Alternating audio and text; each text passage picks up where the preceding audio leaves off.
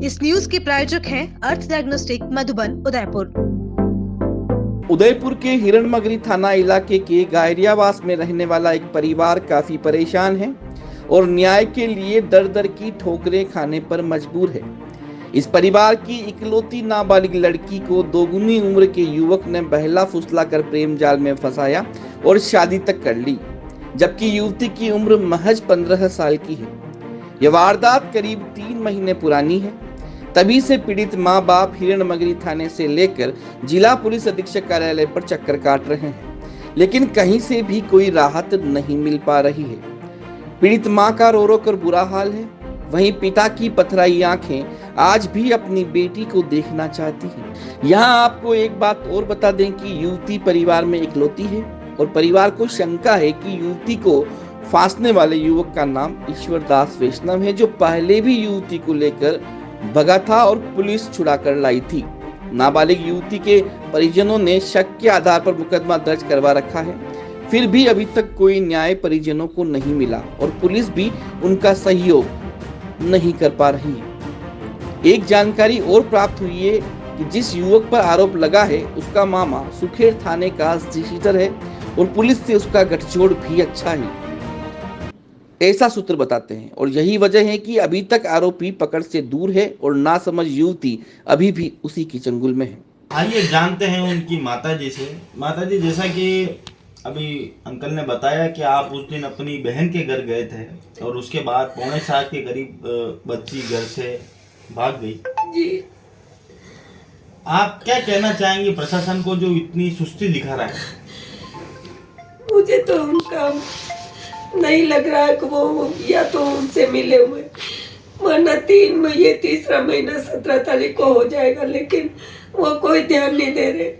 और मैं यही हाथ जोड़ से प्रार्थना करती हूँ, मुझे मेरी बेटी चाहिए और उसको सजा दिलाने में मेरी मदद करें। वो जिंदी है या मरी है या क्या मालूम, कहाँ ले गए।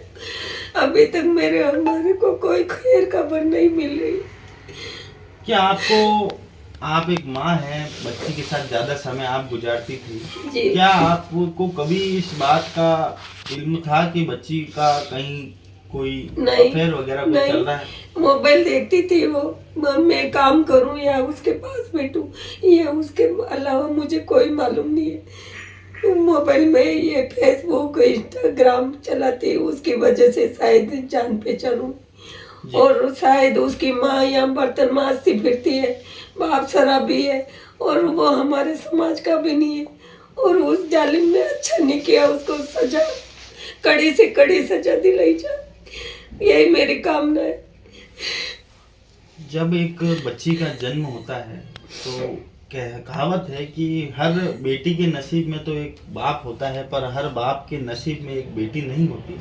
आप लोग बहुत ही खुश नसीब थे कि आपके घर बेटी जन्मी थी। आपने उसकी पढ़ाई लिखाई में भी कोई कसर नहीं छोड़ी, नहीं रखी। मैंने उसको वो फूलों से भी अच्छी रखी, कभी उसको दुख तकलीफ नहीं होने दिया, चाहे खर्चा करना पड़ा, कुछ भी करना पड़ा, पर उसको कभी दुख तकलीफ नहीं दी मैं। और वो बोले 10 रुपए दे मेरे को, जो मैं आम पापड़ लेने जाऊँ, जो मैं यहाँ मिक्सी बदल रही थी तो वो उल्टी थी, तो मैंने कहा बेटा अभी 6:45 6:45 बजे, अभी अंधेरा हो गया, तो कि मैं पारसमल के रहने वाले संतोष नगर तरफ जाऊँ पीछे। मैंने मना किया उसको, बेटा मैं रुक, मेरे को मिक्सी पहनने दे। और जब तक मैं बाहर गई, जब तक लड़की नजर नहीं आई, बच्चे खेल रहे थे यहाँ, बोले कि वो होते हुए इधर गई, इस कोने पे गई और इधर देखा तो सुनसान अंधेरा था और एक महावीर एकेडमी तरफ से एक स्कूटी जोर से जाते हुए नजर आई। और मैं गई ऐसे, ना दुपट्टा ना इधर, पूरे में घूम के वापस आई तो मेरा हाथ पैर ढीले हो गए। छोरी कहाँ गई?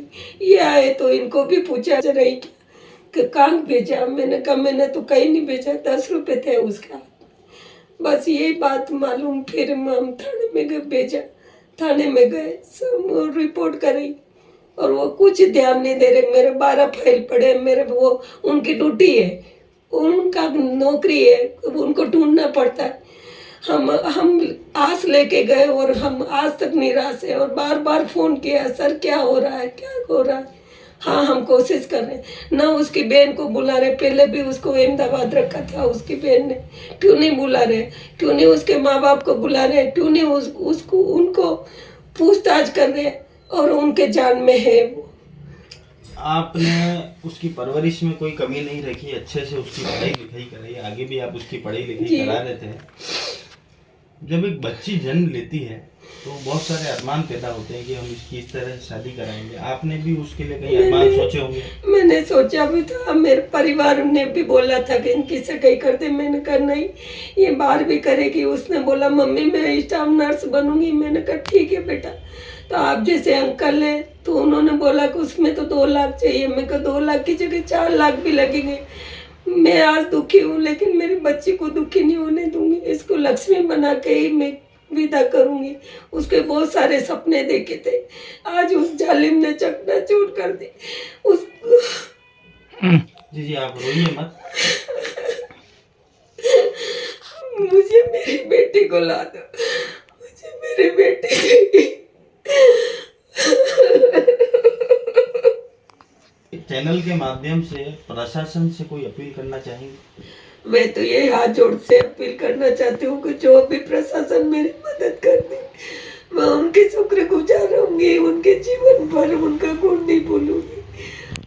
मेरी बच्ची को लेके आ जाओ, बस यही कामना करती हूँ। और उस जो जालिम इंसान को कड़ी से कड़ी सजा दिलाना ताकि किसी दूसरी बच्ची के साथ ऐसा घिनौना काम ना करे। तो देखा आपने एक माँ के अंदर कितनी वेदना है, कितना दर्द है इनकी आवाज में भी, इनके शब्दों में भी कितना दर्द है। जब एक बच्ची पैदा होती है तो उसके साथ काफी अरमान पैदा होते हैं। माँ बाप उसकी परवरिश में कोई कमी नहीं रखते हैं और ये धन्य है ये माँ बाप जिन्होंने उसको पढ़ने की भी स्वतंत्रता दी, उसके सब अरमानों को पूरे करने की पूरी कोशिश करी। इनके भविष्य की भी काफी योजनाएं थी उसे नर्सिंग कराने की। अगर माँ बाप, आज भारत की साक्षरता दर बढ़ी है तो उसमें माँ बाप का बहुत अहम योगदान है। तो बच्चों को भी उनके अधिकारों का गलत फायदा नहीं उठाना चाहिए। हम हमारे चैनल के माध्यम से यही अपील करना चाहेंगे। जब सरकार ने आपकी आयु 18 वर्ष निर्धारित कर रखी है बालिग होने की, 18 वर्ष तक आप माँ बाप के संरक्षण में रहते हैं, माँ बाप के प्यार परवरिश में रहते हैं, तो कम से कम उन माँ बाप के साथ इस तरह का कृत्य ना हो भविष्य में, ये भी हम शहर वासियों से अपील करेंगे। और प्रशासन से कठोर आवाज़ में अपील करना चाहेंगे कि आप उचित कार्रवाई करें ताकि इन माँ बाप को इंसाफ और न्याय मिल सके। इनके बुढ़ापे की जो लाठी है वो इन तक वापस आ सके, क्योंकि ये इनकी इकलौती बेटी है जिसे इन्हें बड़े नाजों से इन्होंने पाला है। मेरा चैनल के माध्यम से ही अपील है। और दूसरी अपील ये है कि उस व्यक्ति को कड़ी से कड़ी सजा मिले और ऐसे तमाम व्यक्ति को कड़ी से कड़ी सजा मिले जो माँ बाप के संरक्षण से बच्ची को उठाकर ले जाते हैं, जो वो नाबालिग होती है, उन पर कठोर कार्रवाई हो। पुलिस वाले न जाने क्या कर रहे हैं, अपने आप को जो चाहे वो, और कहते हैं कि मेरे पास तो बहुत सारे केस है, एक ही केस थोड़े जो मैं ये करूं। जी अभी तक कौन कौन सी धाराएं उस व्यक्ति के ऊपर लगी है? और आपने बताया कि जो लड़का है वो आपकी बेटी की दुगनी उम्र का है जी, तो कौन कौन सी धाराएं अभी उस व्यक्ति पर लगी हुई है? सर मैं FIR करवाने गया तो वो सर ने कहा कि, मैंने कहा सर वो पहले वाला छोरा ही जो ले गया था वो, तो उन्होंने कहा कोई बात नहीं है बाद में लिख देंगे। उन्हें एक ही धारा लगी 663, उसके बाद कोई धारा नहीं लगी। फिर मैं वकील के यहाँ जाके SP साहब की रिपोर्ट में धारा लगवाई मैंने। जी आप प्रशासन से या शहर वासियों से कोई अपील करना चाहेंगे चैनल के माध्यम से? मैं चाहता हूँ, मेरे को मेरी बुढ़ापे का सारा एक ही बेटी है और मुझे मेरी बेटी चाहिए। मैं पूरे प्रशासन और पूरे शहरवासियों से कहता हूँ मुझे मेरी बेटी चाहिए और कुछ भी नहीं चाहिए। ये होना चाहिए कि वो ज़िंदगी भर जेल में सड़े, कानून के सहारे से मैं ये कह रहा हूँ। जी तो देखा आपने किस तरह से एक बेबस बाप जो अपने इकलौती संतान के लिए शहर वासियों से और प्रशासन से गुहार लगा रहे हैं, क्योंकि उनके बुढ़ापे का सहारा ये मात्र लड़की है और एक उसकी लड़की की दुगनी आयु का लड़का उसे यहाँ से गली के बाहर से भगा कर ले जाता है। आज 2.5 माह बाद भी प्रशासन उस पर कोई कार्रवाई नहीं कर पाया है, तो ये प्रशासन और पुलिस या तंत्र के ऊपर भी सवालिया निशान उठता है। जहां एक और प्रशासन ने अपनी मुस्तैदी का पूरा प्रमाण दिया था, कन्हैयालाल हत्याकांड में चंद ही घंटों के अंदर उन मुजरिमों को गिरफ्तार किया।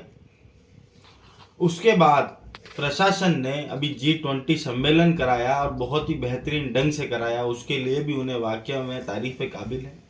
पर शहर के उसी कोने में एक बाप अपनी लड़की के लिए गुहार लगा रहा है, अपनी बच्ची के लिए गुहार लगा रहा है, तो प्रशासन को इस ओर भी ध्यान आकर्षित करना चाहिए और जल्द से जल्द कार्रवाई करके उस लड़की की बरामदगी और उस लड़के के खिलाफ उचित कार्रवाई करनी चाहिए।